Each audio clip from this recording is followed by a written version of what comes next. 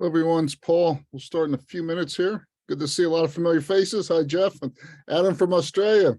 Good to see you. Who else we have here? Barry, Bob. Good to see you, Bob.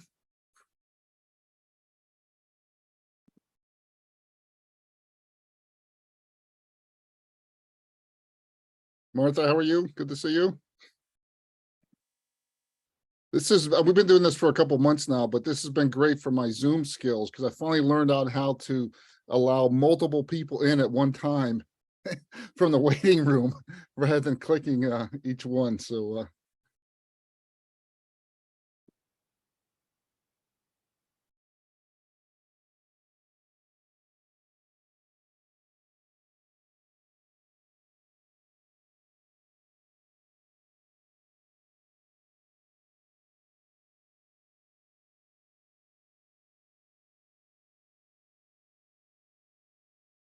great. So let me pull this over here.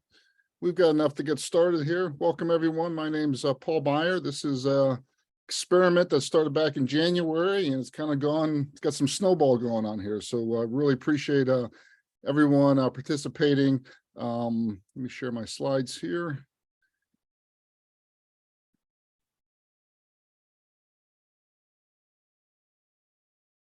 Get back to Zoom.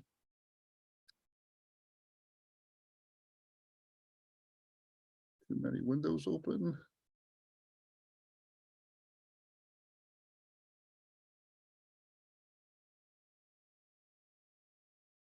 Why isn't that sharing? You shared your screen is shared now. Yeah, I think I thank you. I think nothing like showing all your errors in front of everyone here. I think I inadvertently closed my oh, hang on, I got a few more folks need to listen. Right after you were bragging about your Zoom skills. Exactly. I jinxed myself there. Thank God it's not recorded. Oh, it is recorded.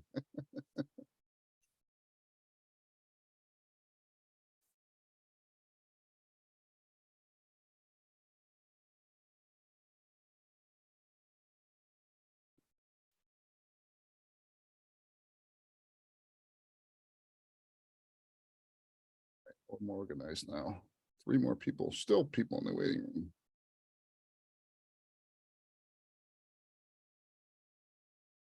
All right, can you see my slides? Not yet. Thank you. Nope. Can you see them now? No. Huh.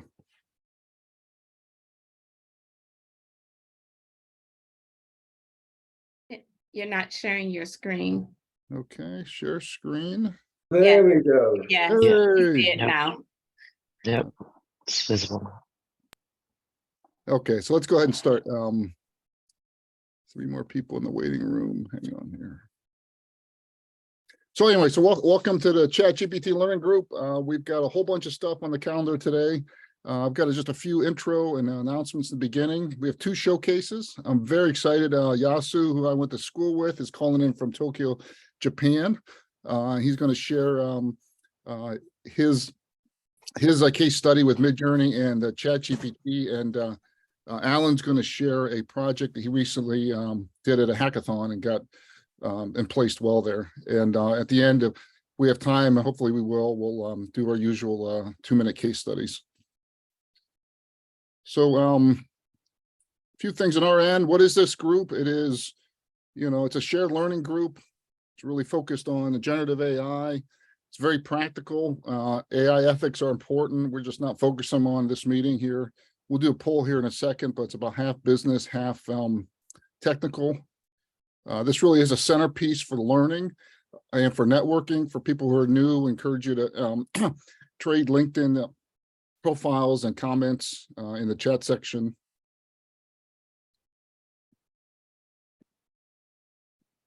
We got 2 newsletters. If you don't have those, sign up to them. We've published some case studies on YouTube. If you haven't seen those are great for people just starting off. We've been doing lots of workshops for investors, management teams. You're doing those, you want some slides, you want some help, let us know. lots of connecting one-on-one people. And, you know, a lot of people asked, you know, what they can do. And I think everyone needs to contribute the best they can. I think proposed demos like we have today is really helpful. We've probably got 8 to 10 that are proposed, but we'd really like to actually see things where people have actually had done something or used a new technology or created a new bot or internal ChatGPT. Follow us on LinkedIn, that's really helpful. Here's a case studies. If you haven't seen them, we're doing some different events. Here's one, a CMO event and marketing at the end of the month here. We have 2 networking events we call AI Woodstock. One in, this is in person, one in Boston. First one we did, we had about 100 people. And then we're doing our first one in June 7th in New York. This is a great example. If you haven't heard, this is just a fabulous example of the unbelievable power of this technology. So this is a app that a gentleman, I think he's a professor of computer science in California made, and it's targeted for poor farmers in India who have cell phones, who don't have keyboards, who don't know the chemicals well, and don't know which chemicals to put on which plants. So here they can use their voice, ask what's the best chemical or fertilizer for this particular plant, take a picture of it, and then they get back more correct information. It's already, and it's in the local dialect. So just a fabulous a case study of the power of this transformative power of this technology. We really believe this is transformative. We published an article early this week or last week. Just in the US, we think there's 25 million knowledge workers need to be trained because the ROI is that strong. I've been having a lot of steak dinner bets with different execs and stuff on this, and it's very real. And folks who are skeptical, I'd love to hear from you because I think we are underestimating the impact. We tried a job search course. The first 2 cohorts sold out. So if you're in this, it's great. We're getting fabulous reviews. 9 out of 10 is the NPS. So really excited about that. This is a paid course. Next one starts June 2nd. Short poll. I'm gonna strain my Zoom. Paul, Yes. just a quick question. Would you mind giving us a quick overview of what is in that course? Oh, sure. Yeah, it's 3. Actually, Jeff, you're on. You want to give a quick overview? Yeah, thank you. I'd be happy to. This is Jeff Tradner from Cleveland, Ohio. Yeah, Paul and I actually met here on a meetup just, gosh, Paul, it seems like 2 weeks ago, but it's probably 8. And he was giving everybody just a general primer, like we're getting here about ChatGPT. And he just threw out there would be a beautiful use case for job search. So I DM'd him and I said, you're talking to a serial job searcher, and I think you're onto something. And in about 5-6 days, we put together a curriculum, started to attract professionals in transition, and invited 2 classes to sit through and participate in 2 cohorts, each of 3 classes in successive Fridays. And I will tell you I can't tell you how gratifying it has been to get the reaction from those who have attended the classes. We wanted to price it for value because job search is grueling enough, as you can imagine if you've been through it yourself. We wanted to make sure it was accessible and immediately applicable, and we've gotten some really great results. So basics on leveraging ChatGPT, put it to use for job search. Our promise has been 10% more productive, 10% more creative, and I'm really confident telling you we've way exceeded that bar. Thanks. That's brilliant. Go ahead. Sorry to cut you off. I was just wondering if we have the curriculum up somewhere. Yes, I think, yeah, I'll send you the link. And it's got the 3. The first day is on job search and custom job letter. The second one's preparing for the interviews, and third one's personal branding. But I'll put a link in a little bit here that has the Thank you. Great. Short poll. So let me see if I can remember how to do this. I have to log out of my other device.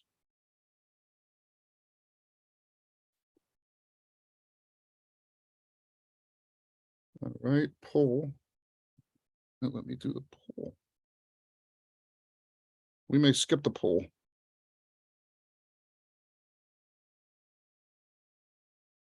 All right, 30 seconds. All right, we're going to skip the poll. Maybe I have to stop sharing. Then I'll do the poll. Maybe that's what it is. Oh, no. Anyway, we will stop the poll. If people can at least put in the chat where you're from. I know we have Australia, Japan, and if you're from the States, which state you're from. Last week we had, I think, 1 or 2 from Brazil, which was fun as well. Let me go back to 2 things I want to show you before we kick over to the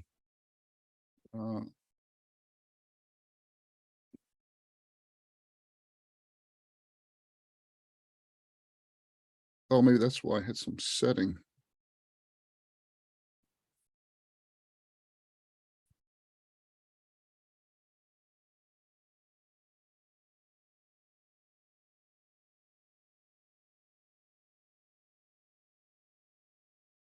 Let me zip through this faster here. Short poll. I'm not going to go through this basics. People need to know this. If you don't, let me know.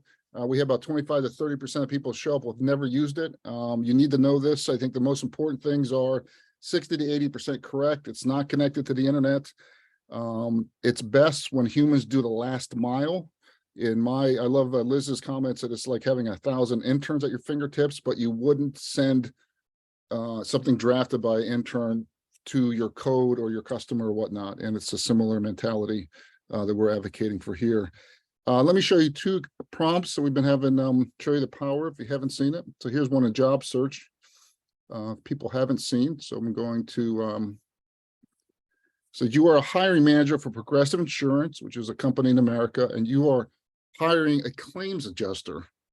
Interview me. What is the first question you would ask, and keep interviewing?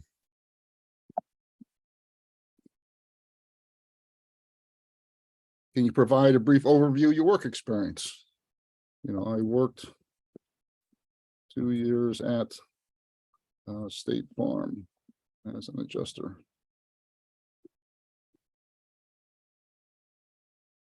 And it will continue. I won't go through it, but it'll continue to ask you other questions. And you can ask it to make it harder. So this, what I'm showing you, what I want to show you is that there's a lot more flexibility to these tools than just some of the basic use cases out there. A fun one that I just ran into 2 days ago when I was getting a new headshot picture with a photographer who was his daughter was getting married in 2 weeks, and he was stressing about coming up with his speech as a father at the reception. I said, we should ask ChatGPT. So write a speech for a dad for his daughter's wedding, emphasize your creativity, intelligence, love of travel, loyalty to friends, include 1 joke about travel.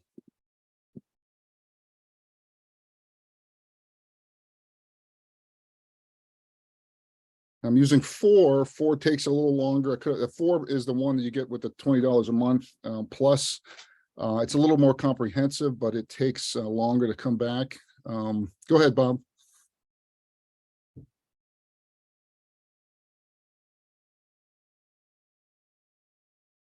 There's been lots of articles about ministers using this for homilies and sermons and pros and cons of that. People are using this for not only student reviews, but also professional reviews at work.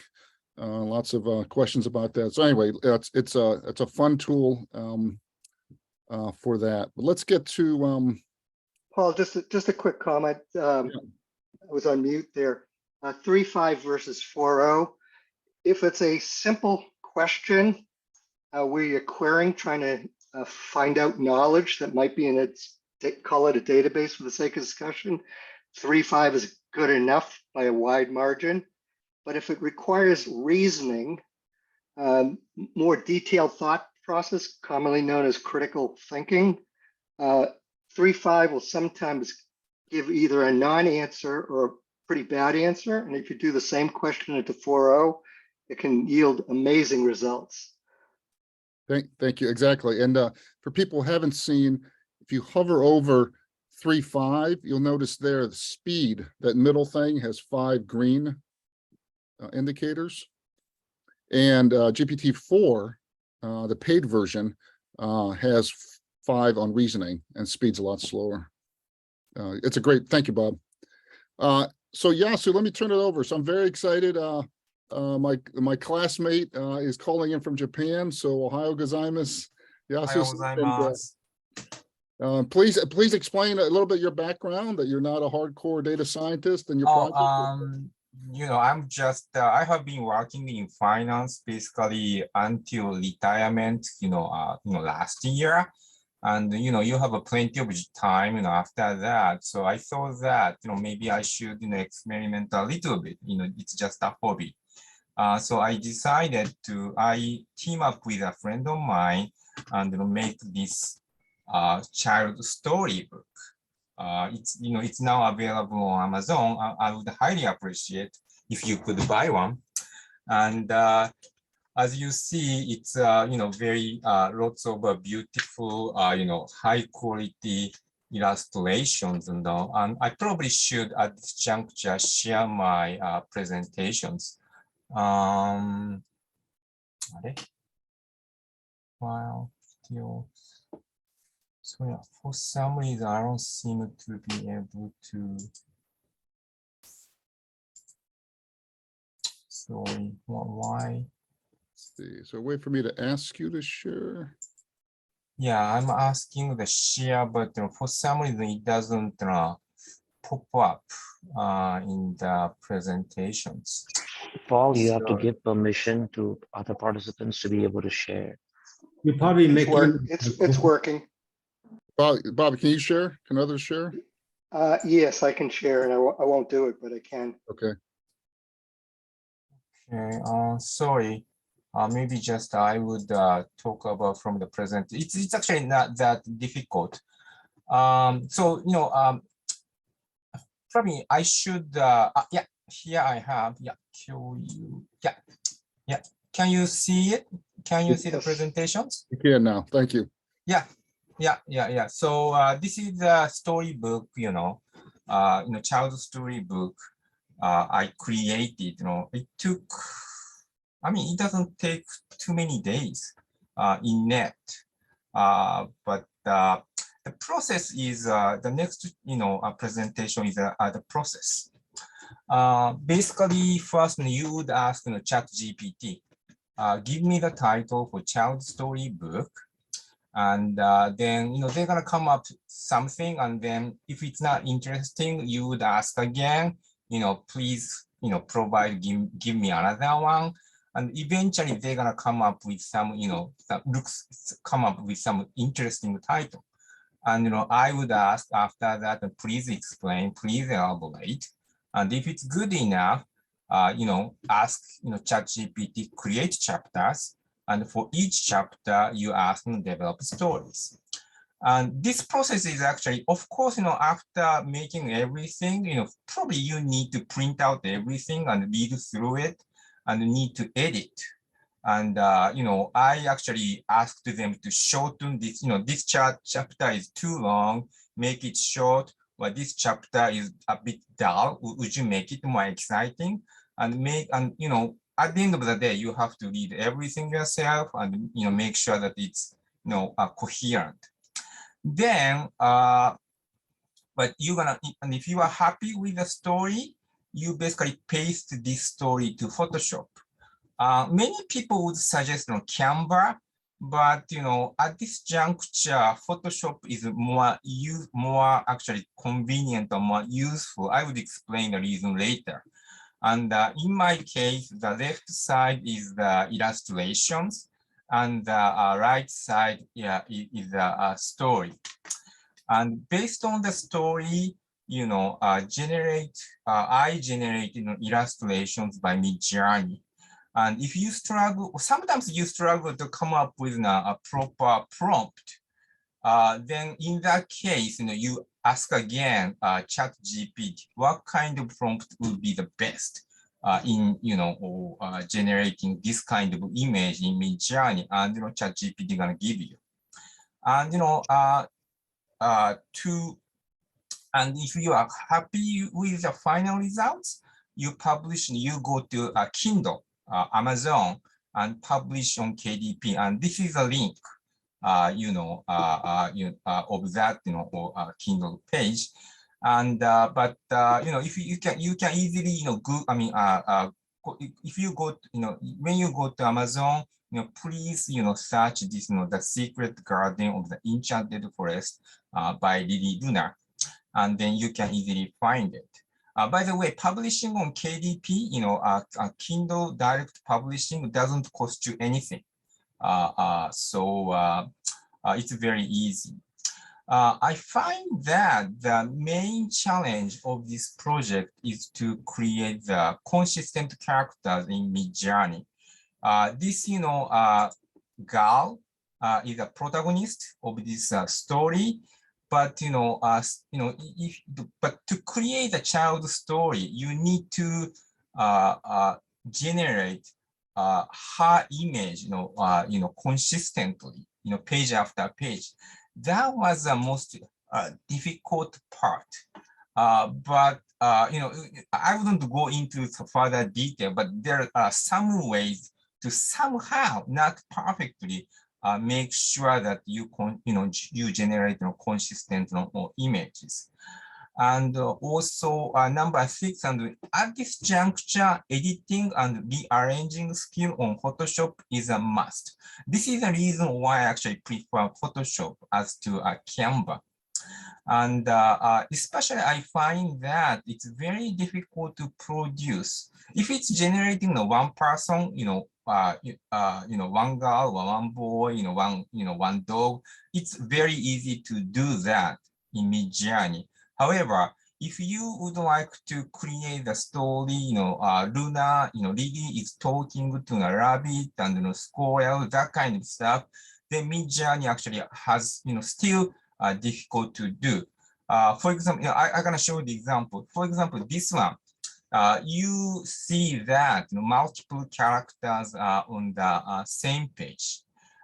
But no matter how many times you try to generate this image in Midjourney, I couldn't. So what we did is to basically generate each image, this case Lily, deer, rabbits, and fairy, and house. Those things, you create those images, one by one, and basically combine them, on Photoshop. So you need to have a multiple. If you are familiar with the Photoshop map, you need to have multiple layers. And then, so that's the most challenging part of this project. So at this juncture, so the lesson is that you still can't make it 100% automatic. You still need a bit of a Photoshop skill. Maybe after 3 years, Midjourney or other, those image generative AI would solve this issue. But at this juncture, you need a Photoshop. And after that, I create, AI videos to promote, the book. And if you want to see those videos image, again, go to, this Amazon page. And I actually uploaded those images on Amazon site. So basically, take, there is a site called DID. They generate, it's amazing site. Basically, if you, what I did is, basically create, release image and, upload to this DID. And then they would create avatar. So what that in that video actually Lily talks, and and you will have to, of course, have to provide the text, and yeah. So so you can create those kinds of AI videos. And also, I mainly used, Midjourney AI, but I also, but there are many different kinds of, image generative AI, and some of the functions are really useful. For example, Leonardo AI's auto painting. This is basically they paint outside of your own image. or playground AI's in painting image is changing the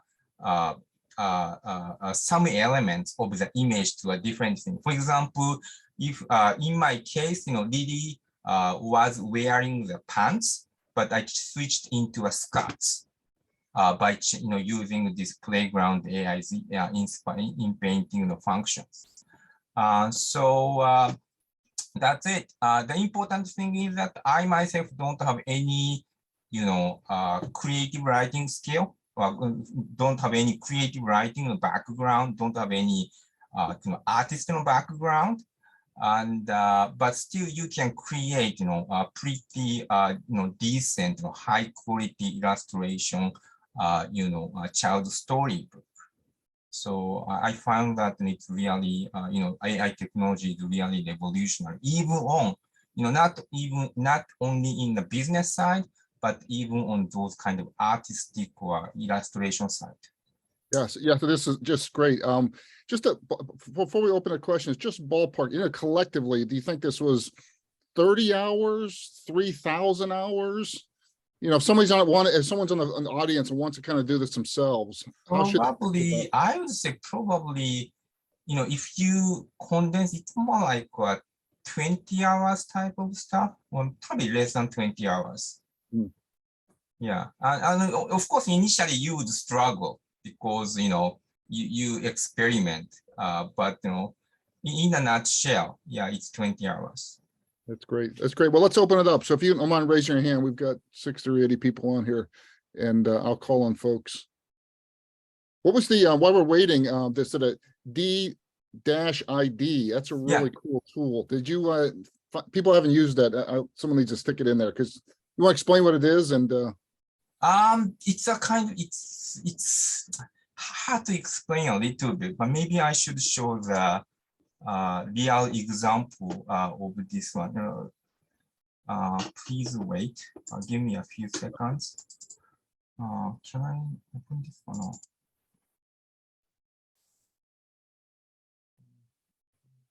while he's waiting for that, it's a way to upload an image and then create a real fake video very easily. Yeah, exactly. Exactly. That's what. Yeah, so let me show you. Yeah. Can you see it? We can, yes. So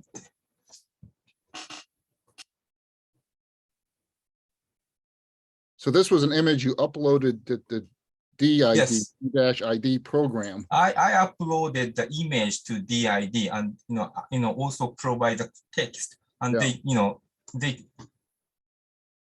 That's funny. So I don't even know what this is called. So instead of a real fake where you're making a fake of a real person, this is a animated. It's a fake. It doesn't exist.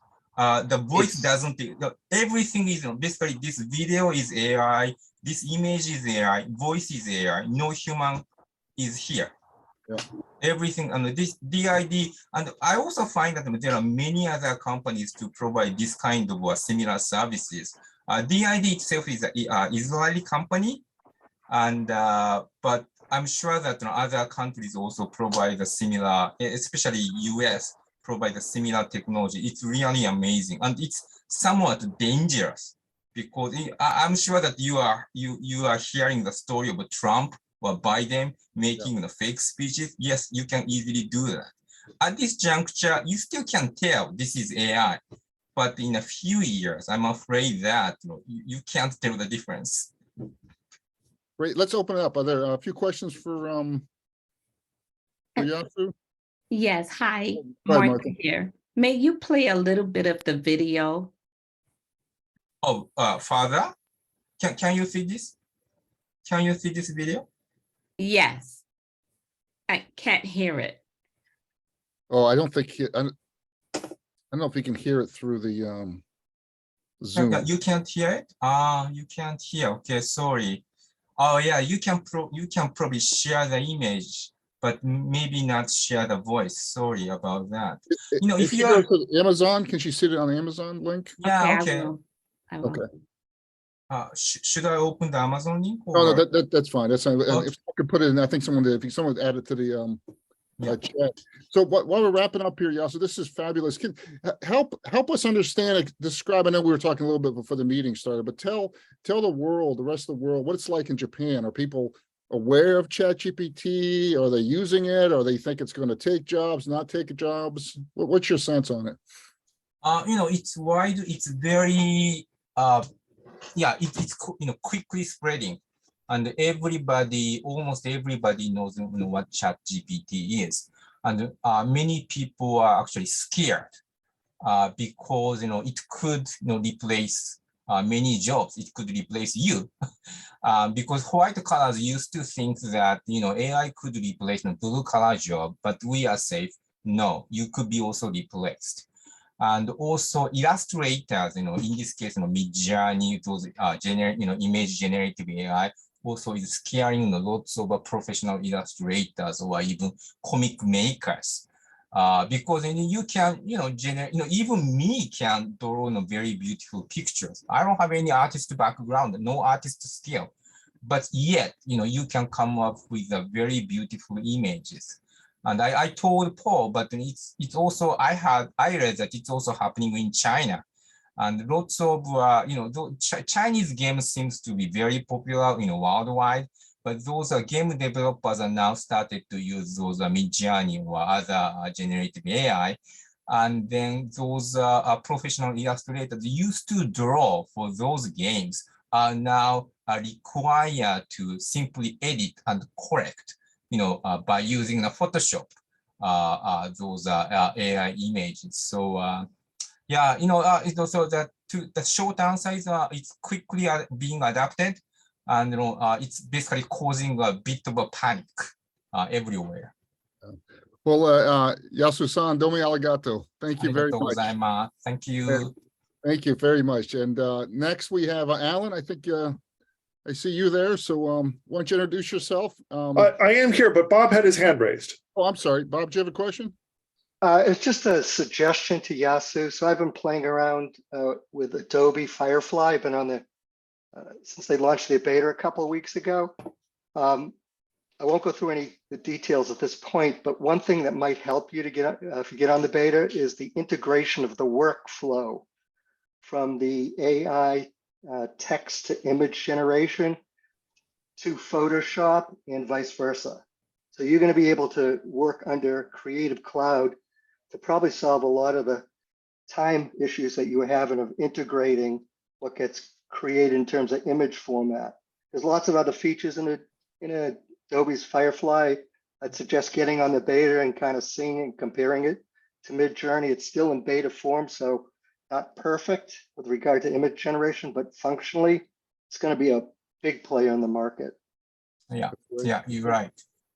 Thank you, Bob. Yasu, if you could stop sharing your screen, and then we'll move to Alan.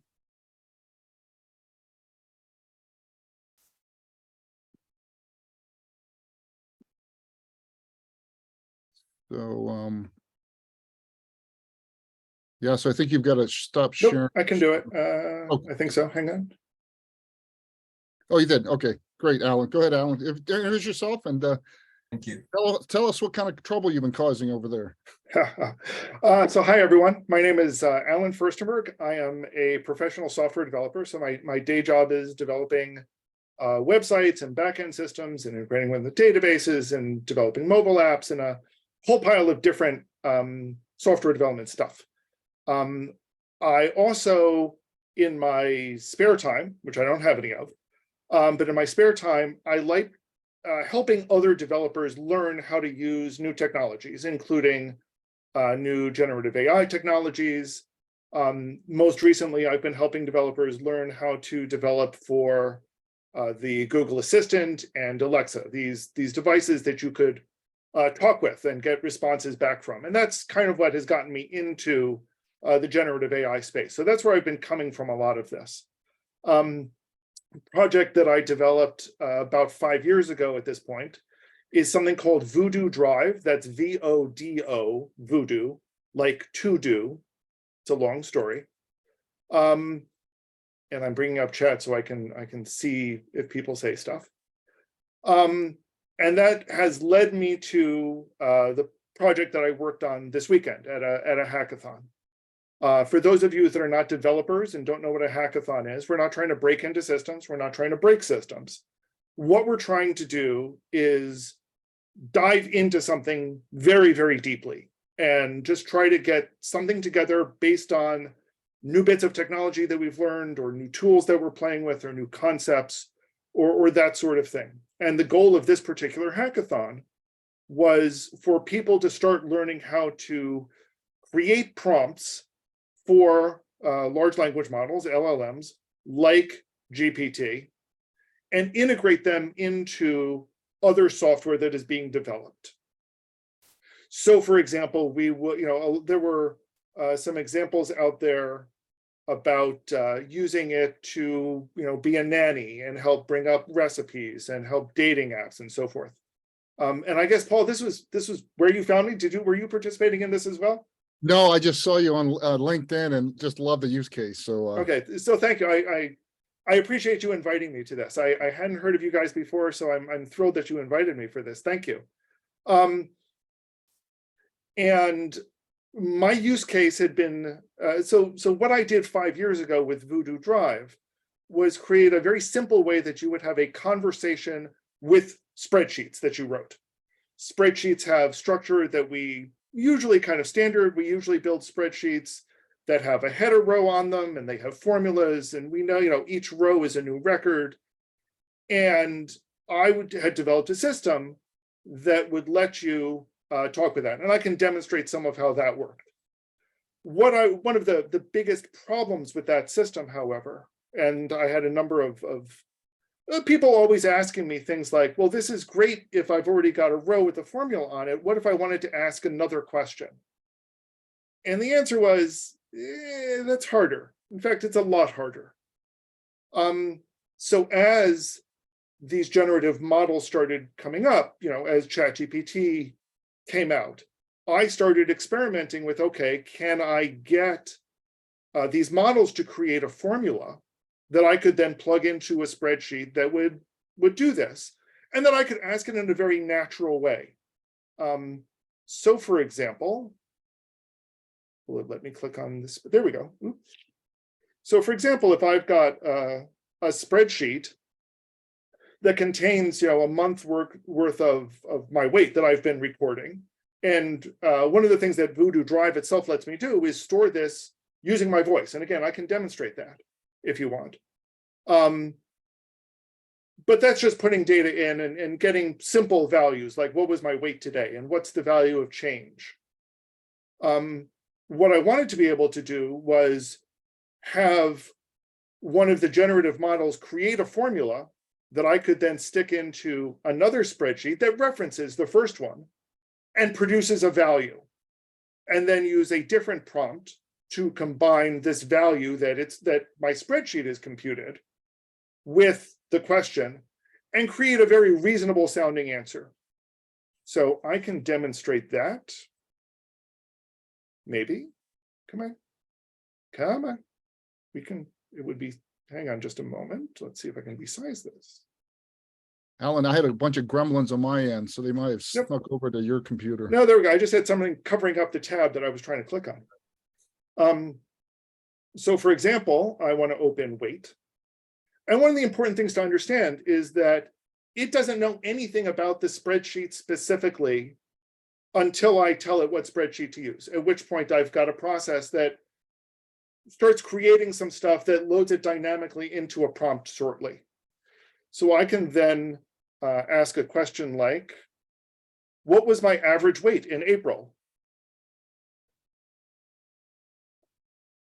And based on that query, and based on what I have told it in the prompt about the spreadsheet, it tells me that the average weight was 186.81. If we go look at the spreadsheet,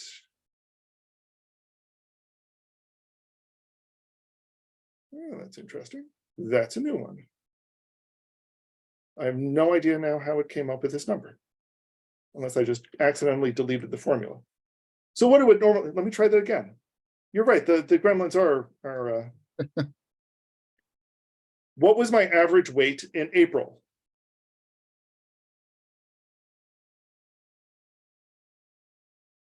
Okay, this time you saw it generate this new row in here. And if we look there, it created that formula.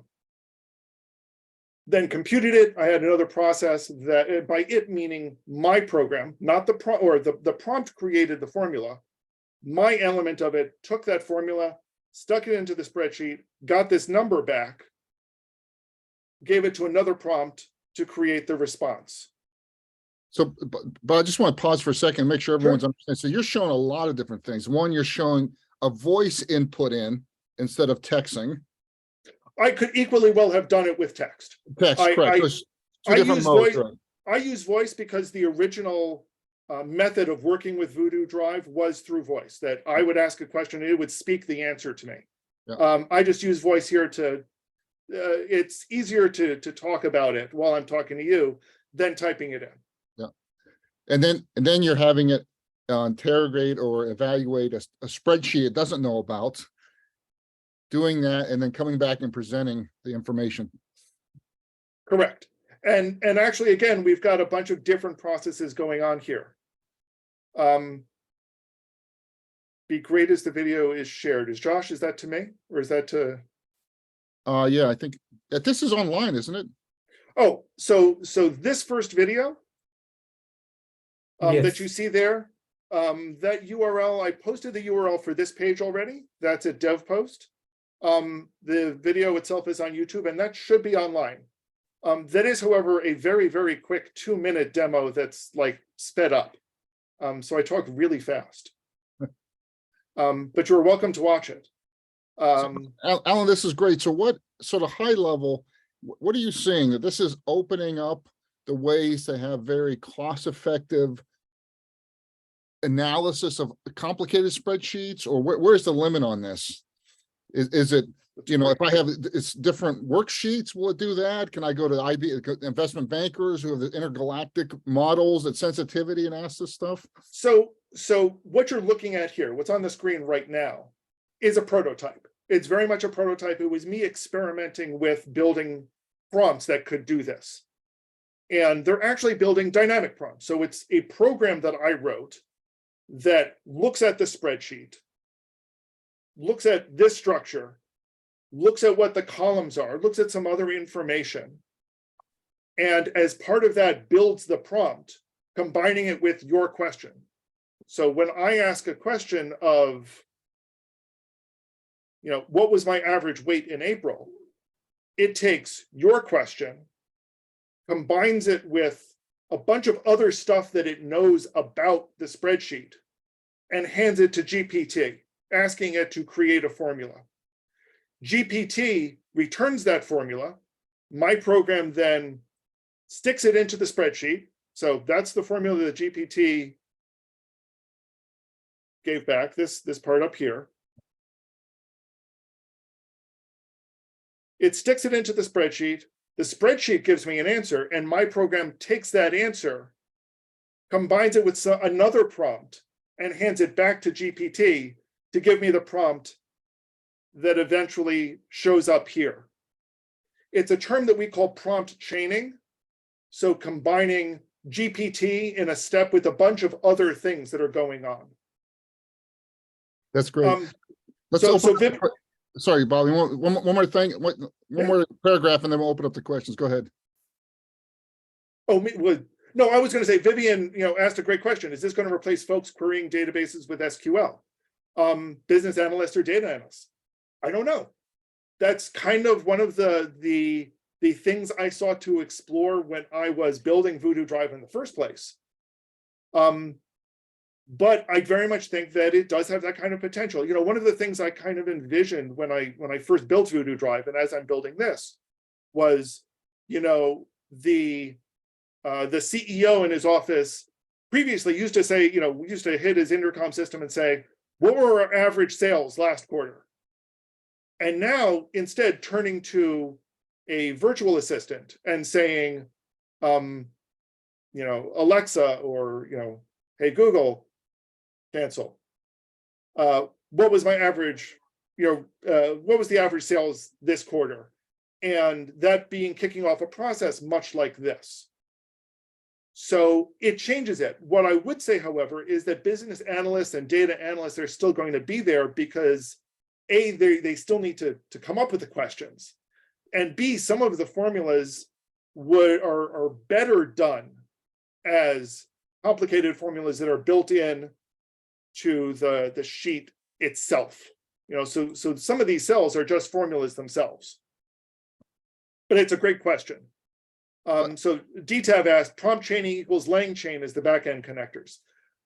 In my case, I did not use lang chain for this, although I'm very familiar with what lang chain does. I've been trying to understand them for a while. I was using a tool called VoiceFlow, who were one of the sponsors of the competition. We weren't required to use VoiceFlow. I can kind of show you what the nice thing about VoiceFlow is, though, is that you're laying everything out graphically. And you're setting up the steps. And here you see these two blue boxes. Those are where it calls GPT with a prompt. And it takes the result of that prompt back and feeds it into it. Yes, VoiceFlow is very much a no-code or a low-code tool. There are actually a couple of places in here where I do have some actual code that I've written.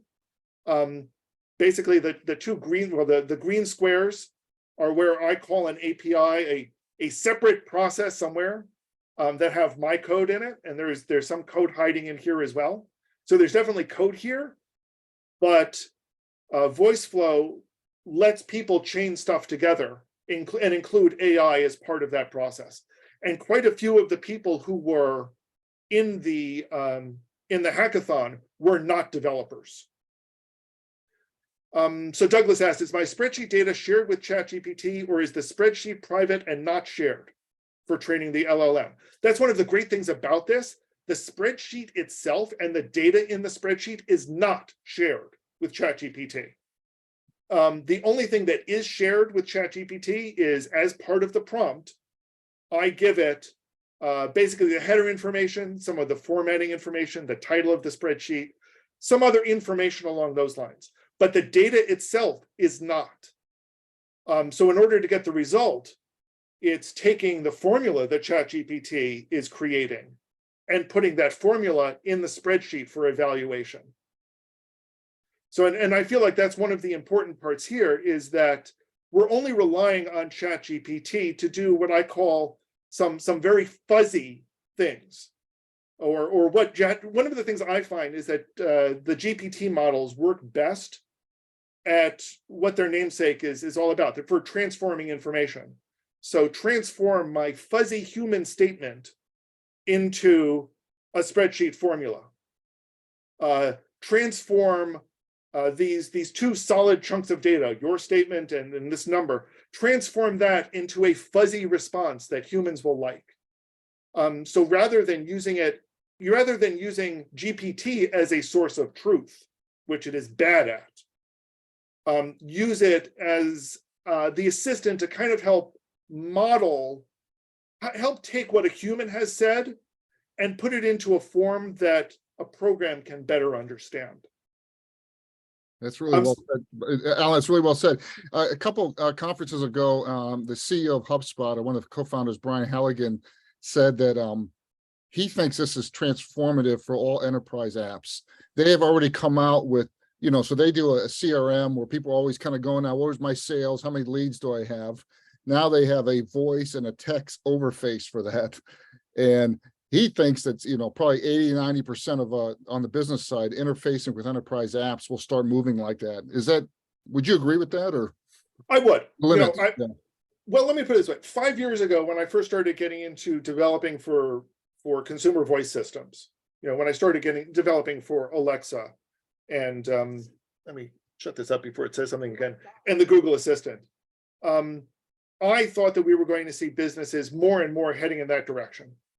And I was very surprised when they didn't. But part of the reason was the tools weren't there then. Alexa and Google Assistant use an early generation of LLMs and kind of more rely on what we call an intent-based system. And there are flaws in intent-based systems. There are advantages to it. They're a lot faster. They're a lot cheaper. For simple things, they are a lot better. But when you start getting into the real fuzziness of what a person can say, they have issues. I'm seeing a pile of questions here. Yeah. So JS, does it work with Excel? The short answer is no. And the reason why more has to do with how Google's spreadsheet systems work versus Microsoft spreadsheet systems. Excel likes running on your computer, and it likes having one person use it at a time. Google, when they developed their spreadsheet system, left it running in the cloud and made it so that multiple people can access it at once, where some of those people could be using other programs. So other programs can access Google Sheets at the same time. Excel has some of these capabilities, but they're far more limited and far more difficult to use. So in theory, you could certainly make ChatGPT and create prompts that give you formulas. And there are lots and lots that do that. And there are plugins for Excel that will let you, query ChatGPT or GPT from the spreadsheet, but nothing that quite works in this way. Something else that, Paul, to what you said, you were talking about how executives were looking at this. One of the judges for the competition was a director of artificial intelligence at Intuit. And he immediately understood and was commenting on what this meant and how this meant that people were talking with their data. And I think that's really kind of what it fundamentally boils down to me is, this isn't just doing queries. It's, how do I add data to this spreadsheet? What are the new ways that I can do that? And I think that makes it a really powerful sort of tool. Yeah, I think, in particular, small businesses. I mean, intentionality, understand I'm running a coffee shop and I'm not a financial analyst. I'm just trying to understand, are my supply costs going up or not? Right. How about one other question for Bob? Anybody else have a question out there? Want to raise your hand or stick in the chat? So I see Bob's question. Is VoiceFlow a popular tool for creating business app data flow? And are there others that I can suggest? VoiceFlow's origins were very much as it was originally built for Alexa and Google Assistant. And since then, they've expanded to chatbots in general. So it's a tool that's very, very well focused on developing chat systems. And now that we have conversational AI fitting into those chat systems, it slots really well into that kind of notion. As people get more and more used to what a conversational chat interface should look like, VoiceFlow is well positioned. I'm not aware of any other that filled that particular slot. As for how it compares to LangChain blows it out of the water, without a doubt. If you are a developer, if you understand Python and JavaScript, LangChain is the right set of tools for you, because not only do they tap into the conversational aspects of LLMs, they tap into many of the other tools that LLMs can do as well. So they can do advanced things like, so you can do embedding modeling. You can access vector databases. You can access a bunch of things that, these are all very technical things, and I know this is not a technical group, so I don't want to get too far into it. But LangChain is very much made for developers, while VoiceFlow is more meant for people who are trying to build chatbots. And there's some overlap there, but they're not quite the same. Great. Excuse me, Alan. One question. Go ahead, Adam. Is it Adam you trying to get in? Yeah. Thanks, Paul. Hey, everyone. I'm Adam. I've been here quite a while. I'm tweeting 100 days of ChatGPT. Today is actually day 95. So I've been telling stories every day for over 3 months already on this tool. I'm pretty familiar with ChatGPT specifically. I'm blown away by some of the stuff Alan's doing. Nice to meet you, Alan, first of all. I just put on the thread there, on the chat thread, for anyone who's interested, to make you aware, we're building this thing very quickly, and it's going to be a massive experiment, but there's going to be a hackathon open to everyone in less than 2 weeks now, the 13th and 14th. And that tweet there is for a friend of mine, Mike, and he has some amazing tutorials about LangChain and Pinecone, which is another tool. And with the two of them, you can basically train up GPT on a specific volume of information. So like he made one as an example called Voodoo GPT, and he just got like a whole bunch of the teachings of Buddha and then used LangChain, this tool Alan's talking about, to train up a model of GPT on this body of text. So there's tons of great tutorials for people who want to learn how to do these things.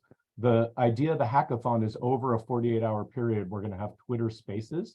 So you have to be familiar with Twitter and how to get on social audio, that are like drop-in hours for people who are doing these tutorials and asking questions, that want to learn about how to use LangChain and Pinecone and these kind of things, and jump on Teams and try and actually build something. We figure 48 hours isn't a lot of time. Most people probably won't actually get much more than learning how to use the tool, but that would be incredible. Alan, I look forward to connecting up with you more. I don't know anything about the voice-driven side of things, and it just made so much sense. As soon as I saw you demoing that, it just clicked, and I'm like, absolutely, this is such a frictionless way to really enable people to build. So that's really cool stuff you're doing. That's wonderful.